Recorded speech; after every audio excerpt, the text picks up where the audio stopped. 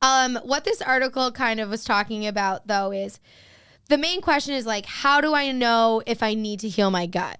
And yeah, how do you know? Yeah, and all the creators are saying, like I said, bloating, craving carbs, bad skin, inflammation, fatigue. And I'm always tired. They're so general.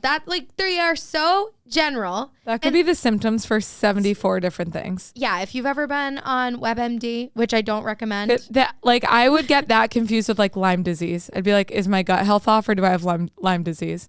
You know? Well, right. And then here's the other thing. These are general symptoms, but could be normal based on the way you're living.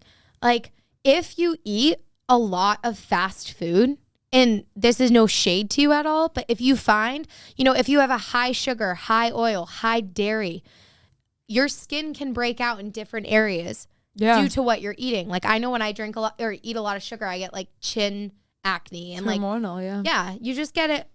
That can be normal. Bloating can be normal. When I eat a lot of something I haven't eaten in a long time, I bloat. That's normal. So the reason why it's so damaging, though, it is so on the cusp, and we've talked about cleanses on here before. It's a very similar tone to cleansing and detoxing trends that are still a big thing. Like that was huge in 2010. They're not the same, but taking time to heal your gut often involves the same ideas as cleansing or detoxing your body. Body cleanses and detoxes often consist of cutting out most food. Yeah. Similarly, taking time to heal your gut is a similar concept in which video creators encourage people to stop eating foods, then slowly reintroduce them back into your diet to figure out what foods make you bloat. AKA Whole30. Whole30. And despite the difference in language, the end goal of these trends seems to always come back to a healed gut being equated to a flatter stomach, which is often talked about as reduced bloating. And a girl in this article was like, one video I saw spoke about the 4 steps of healing your gut, which starts with cutting everything bad, in air quotes, out and cleansing your gut. Mm-hmm. But there was no explanation of how to go about cutting foods out of your diet. And the subtext was that you don't eat much to give your gut time to heal, which is not practical advice and promotes unhealthy and disordered eating. So we're not saying that we're not saying that you can't heal your gut. Like if you go to the doctor or a dietitian and they're saying, okay, we need to do this, that, and the other thing, do not trust TikTok. No, and also it's very normal to be put on or to take a probiotic. Like that is something that will help your gut. Yeah. However, I would recommend going to a dietitian being like, hey, do you have any recommendations for a probiotic? This is typically how I live. This is typically how I eat. Do I need one? Will it benefit me? Will it not? I just don't think you should use TikTok as a resource for any sort of diet source or info. Or it's just like, it's not right. No. And the problem is that if you see, all over Fit Talk, there are so many people that look very strong. They have a very flat stomach and 6-pack, and they get 1.2 million likes and 3,000 shares and stuff. Yeah.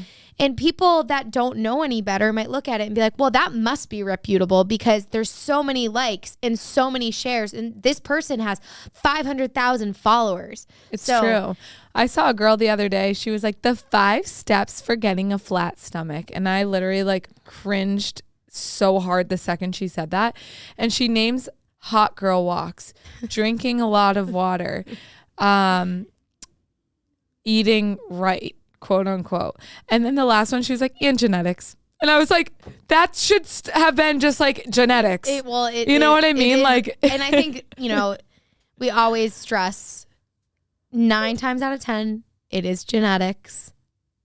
It is literally genetics that is pretty much predetermining how your body is going to react to things. Carly and I, we always say this, could eat the same meal, do the same workouts, get the same amount of sleep, and live the same exact life, and we would still look different. And Absolutely. You need to remember that.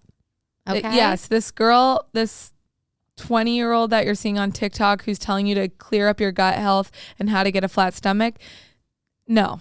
Just like literally unfriend her or don't follow her, because that's not right. Anyone who is going around doing that, I hate the what I eat in a day videos. I do not think they're right. It does not matter what that person eats in a day. It only matters what you eat in a day and how you fuel your body based on the activities that you're doing. Yep. You know what I mean? I can't preach it enough. I get so annoyed about it. Like, it is so different for every single person.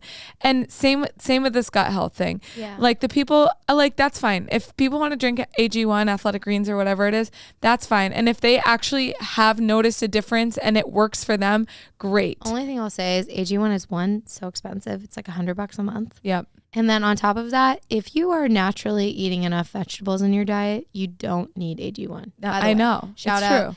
to I think that was a source from a dietitian on the AG1 episode. Yeah, if you eat a balanced diet of like vegetables, fruits, protein, like, you know, all that jazz, you don't need it. You don't. I mean, it's true. But you can have it. It's not going to hurt you. It's not going to hurt you, but it is loaded with a bunch of vitamins that like could or could not impact you. You know what I mean? It's just like, it's there. It feels healthy because it tastes bad and it looks green. Yes. Anything that tastes bad and is green.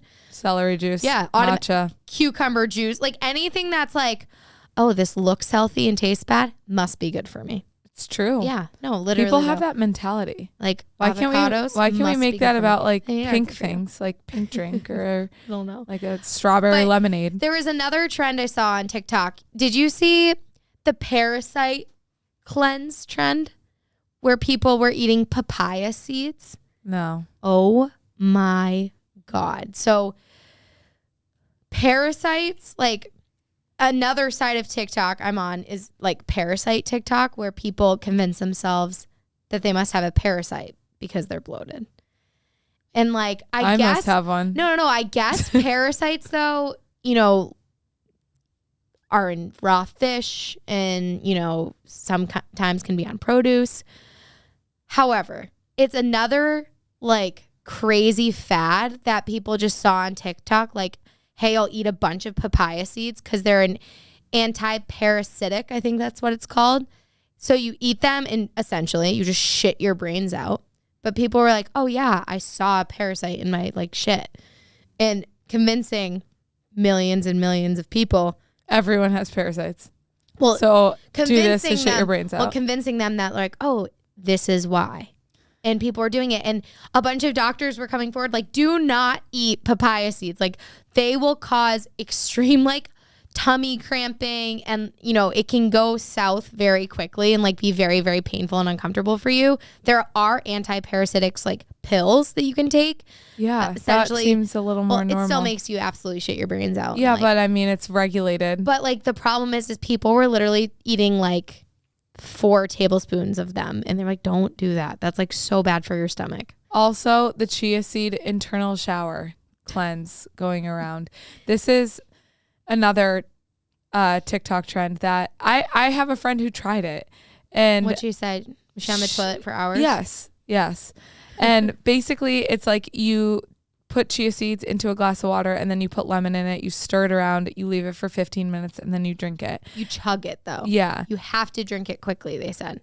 Yeah, before the chia seeds can all like sit on the bottom. You have to like stir it and then chug it. Ooh, that texture sounds... Anyways, apparently it gives you an internal shower to cleanse your gut. Once again, stick my head in an oven. If I hear that one more time, like, your gut does not need an internal shower. It naturally cleanses itself if you are fueling it with the right things. Absolutely. So, I mean, maybe that girl, maybe she had fast food 75 days in a row and was like, oh, I need an internal shower for my gut.